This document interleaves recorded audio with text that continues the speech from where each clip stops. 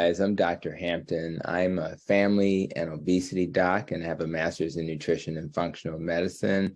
I'm also a regional medical director in my health system, which is Advocate Aurora. I help to co-lead programs like our Healthy Living program, which we get in front of people and share messages of healing, our diabetes prevention program. And we also have a food pharmacy where we partner with the Chicago Food Depository to provide food for the patients in our community. So I am looking forward to sharing my messages of healing. I'm all about metabolic health. I call myself the metabolic health doc, and I share messages of healing through my podcast, the Protecting Your Nest podcast, and my YouTube channel.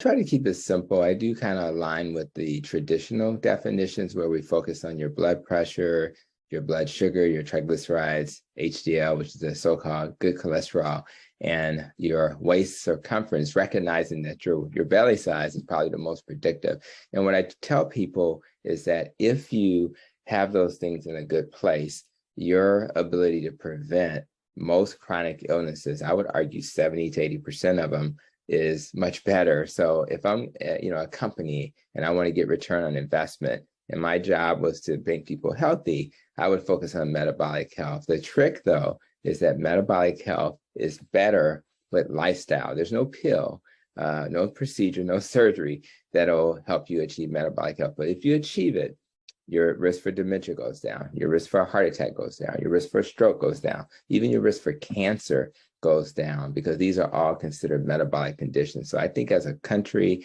as a planet, we all need to focus on metabolic health.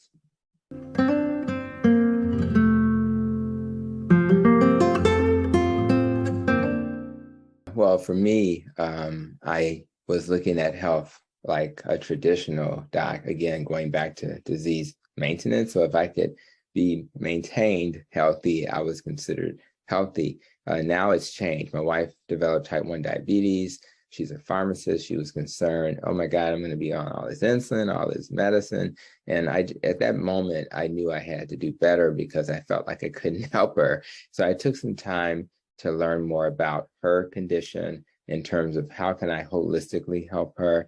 And then that led to me understanding, okay, helping her blood sugar problem is, it's not just that she's, has diabetes per se because her sugar is high, it's because there's something else going on. In her case, it was an autoimmune condition. But for many people, for type 2 diabetes, it's because they have insulin resistance and that goes back to this whole idea of metabolic health. So for me, it was about being able to understand, why do people get sick? What's the root cause?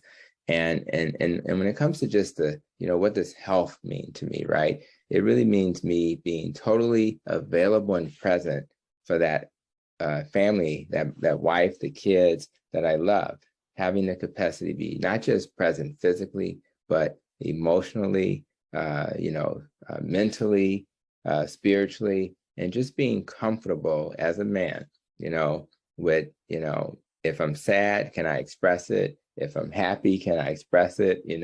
Can I express grief in a way that sometimes men don't do a great job of? But in order for all that to be true, and I learned this in my functional medicine treatment, I have to think about, my literally all the way down to the atom. Is my mitochondria healthy? Is my circulatory system happy? Is my digestive, is my stomach? I used to have an irritable bowel problem, which also led me to this way of thinking, trying to fix that. If my stomach's not happy, I'm not happy, I'm not a great husband, and I needed to work on that. So really just being healthy to me is having a body that's functioning like it should. And if that's true, then I can live my life purpose. And for me, my life purpose is to spread the healing message of metabolic health to as many people as possible.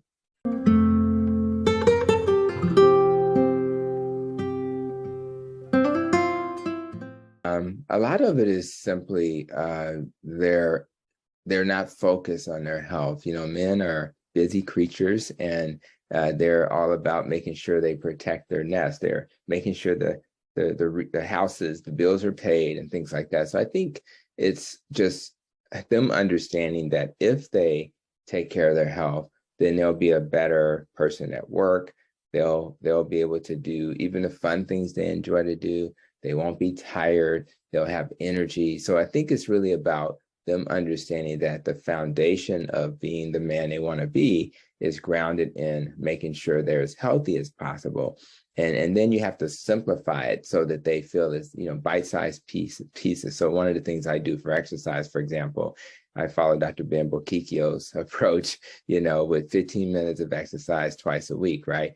That approach is small enough in terms of time that I can handle it, but it ensures that twice a week I exercise. So, but if I don't exercise, I'm not going to be functioning like the optimal machine that was intended. So that for me, it's all about understanding I have to be healthy to live my life purpose and to be the man I've always wanted to be.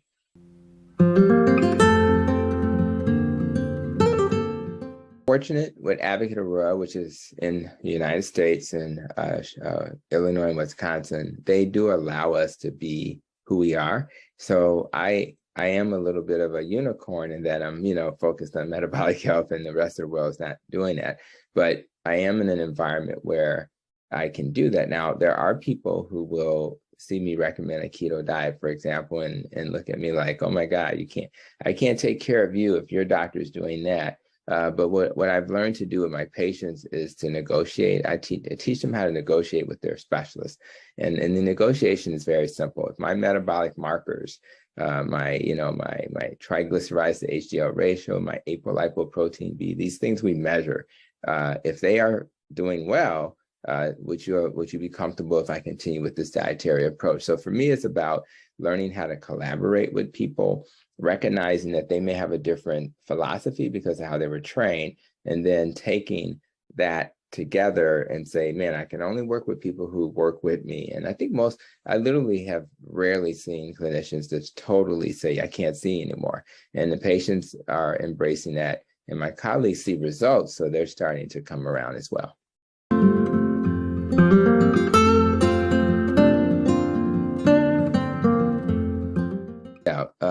I just think that we have to be comfortable with an experiment. So if I have a vegan in front of me, we do our vegan experiment. I tell them what supplements they may need. And if they achieve metabolic health, we stick with that.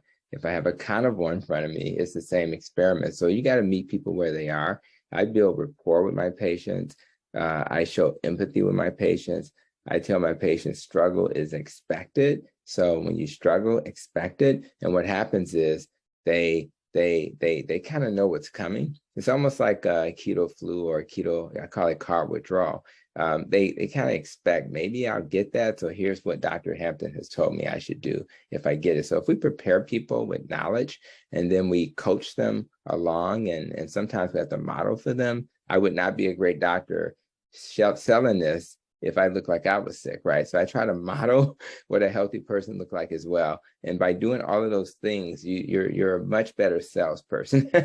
So again, we're trying to sell something which is metabolic health, but the goal is to meet people where they are and let them know you may achieve that in 5 months, or you may achieve it in 5 years. But as long as you're walking towards metabolic health, you're going to be okay.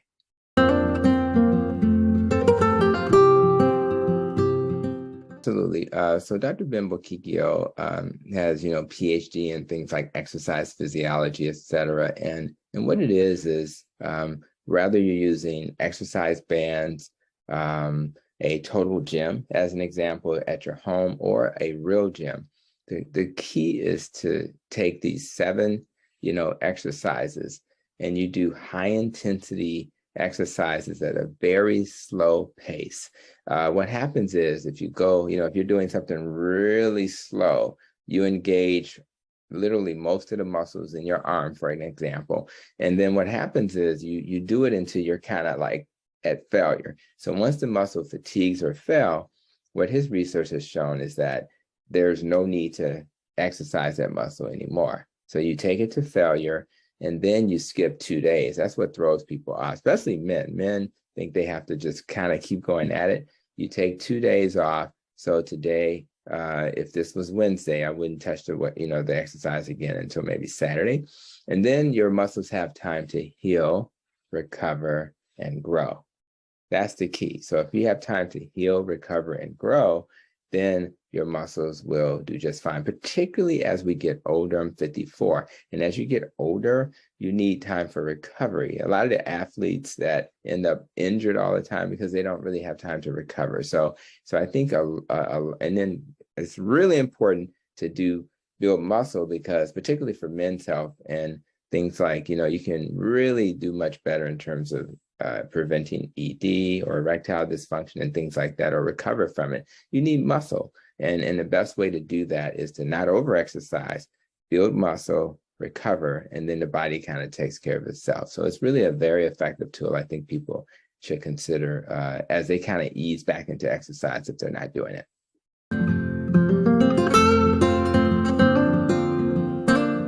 Interesting. I created an acronym called the NEST and the ROPE.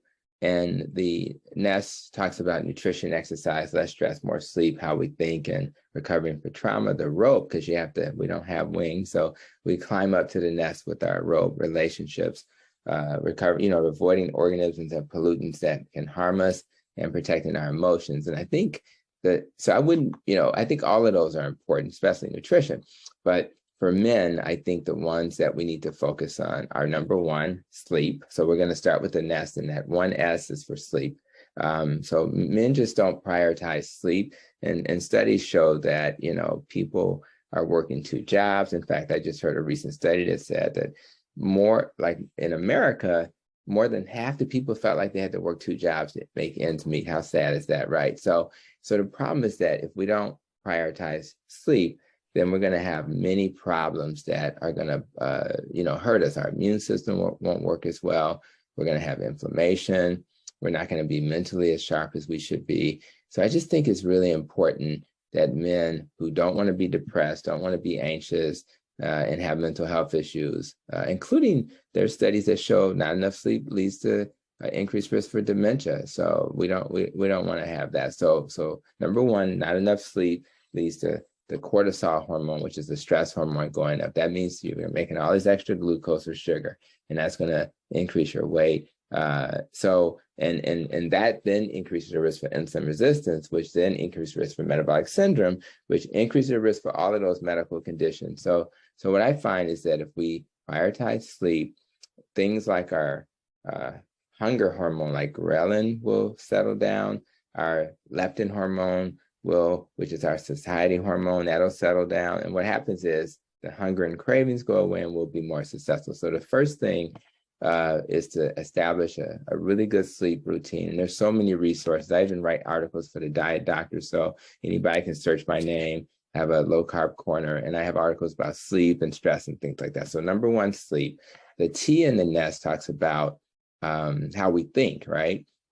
And I remember a quote from Henry Ford when I wrote my book, Fix Your Diet, Fix Your Diabetes. It said, rather you think you can or you think you can't, guess what? You're right, right? So over our lifetimes, our thoughts affect how we perceive the world. And it's really those unique life experiences that lead to our habits. And we really want to live in a situation where our thoughts are serving us. So what I do is I use my brain. I have a bouncer at my brain, right? And the bouncer is looking for thoughts, right? So I have 2 questions I ask myself, and the bouncer is doing that for me. And the bouncer is asking, does this thought add value to my life? And if that has to be a, yes. And then the other question is this thought going to cause harm, right? So if I can't get a good answer to both of those questions, I tell that bouncer, kick them out, and we don't do that. So that's kind of how I do it. And so when I think about my future, I know Abraham Lincoln was quoted saying the best way to predict your future is to create it. So I create a positive future with my thoughts by listening to inspirational speakers literally every day, because everybody have self-limiting thinking. I surround myself to the degree I can control it with positive people. I do a gratitude journal sometimes, and some of my patients, what they do is, what I tell them is, fill your cup, because you have a cup, which is your brain. Try to fill it with good things by listening to these good people, so you won't have time for negative thoughts. So that's kind of, so I think men sleep, their thoughts. The R in the ROPE acronym talks about relationships. And man, if you don't have a healthy relationship in your life, it's going to impact your longevity. There are studies that show that your longevity is really increased greatly if you have positive social relationships. So I tell men and women also, listen, if you're going to be on the planet for a long time, you got to be in healthy relationships. And that's really important because, and a lot of those, how we perceive relationships come from our life experiences. So if I've been in previous relationships where I didn't have trust, what happens to a lot of men is that they bring that to the new relationship, and no matter how they try to overcome how their brain has been programmed to be not trusting of people, they keep going back to that. So what we have to do is reprogram our brain. So almost all my men patients during a physical, I refer them to Dr. Gottman's the 7 principles of how you make marriage work, right? And that book has, I'll just give you one example. It has a principle called the Four Horsemen, and the Four Horsemen has these different components. One is criticism. So here's an example. So if a person comes to me, or let's just say my wife comes home and I'm getting ready for an interview, right? And she said, the day before, I'm going to have your suit ready, right? Well, what happens if she didn't take the suit to the cleaners, right? So I have a couple of ways of responding to that. I can complain about it, which is less toxic to the relationship, or I can be critical, which is harmful. So if I say something like, it's a little frustrating for me that I don't have my suit for the meeting, that's more of a complaint. That's not so bad. But if I say something like, I'm tired of, not being able to trust you and you never care about my needs, now that's a criticism.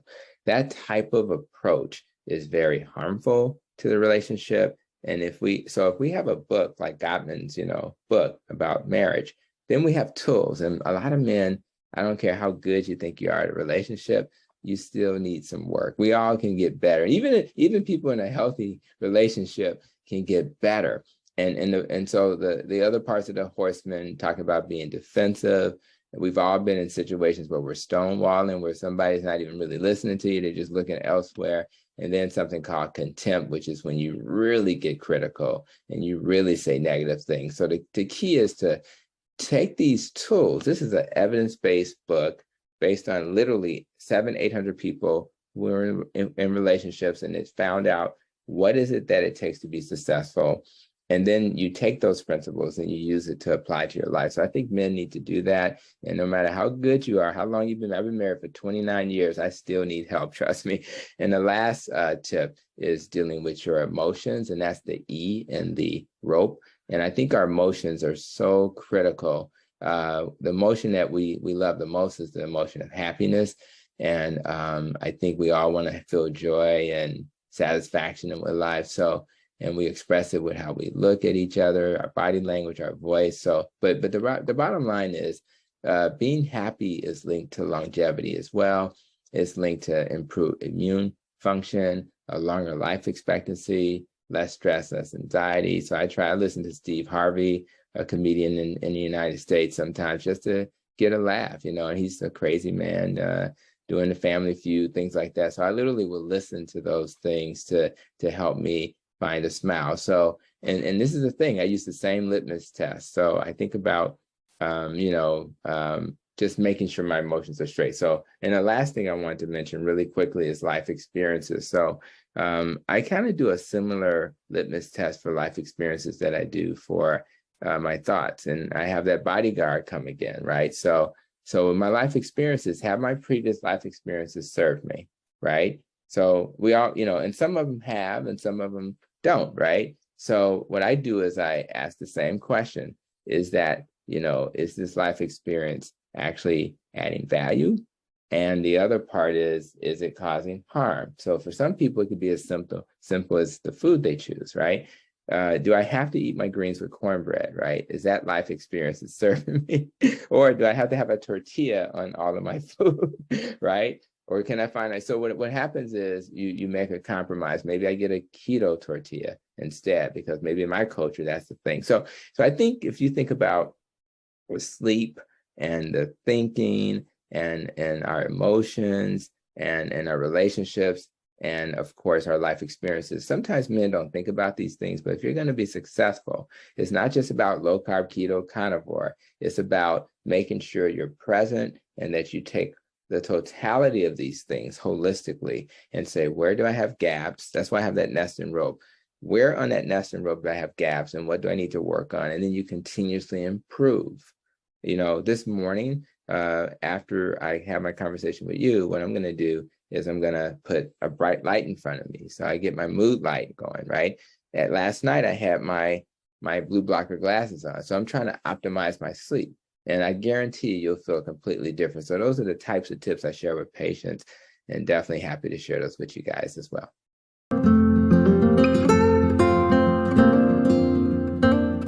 The thing is, I want to thank you guys for focusing on men's health. Sometimes we don't, and I think that's really important. I think the big tip is what I just said. I want all men who are blessed to, enjoy this program, hear my voice, and others, do a reassessment, kind of go back and look at your current state and decide, what needs to be better, right? And be comfortable with incremental change. You don't have to, build Rome in a day, and just try to figure out why you were born, right? So for me, it's to be the metabolic health doc, right? But for others, it may be something different. So figure out why you were born, what's your purpose, and then work towards optimizing your health so that you can fulfill that vision that you have for yourself. And I think if we do that, I think that'll be really critical. And then the last thing I'll say is I was actually just working on a YouTube video that I hope to share in a week or so, and it's going to focus on the 5, regrets of the dying. Can't think of the author right now, but that's a great book. And it talks about what are the things that we regret before we die. I think that's a great resource to provide some reflection. I wish I was happier. I think that was one of them. I wish I had lived the life I chose to live, right? Because we tend to live the lives that other people want us to live. So I think that'll be a great tip for anybody that's wanting to reflect and say, am I on the right path, so that when I have my final day, did I live the life I wanted to live? And that's something I think we all should do.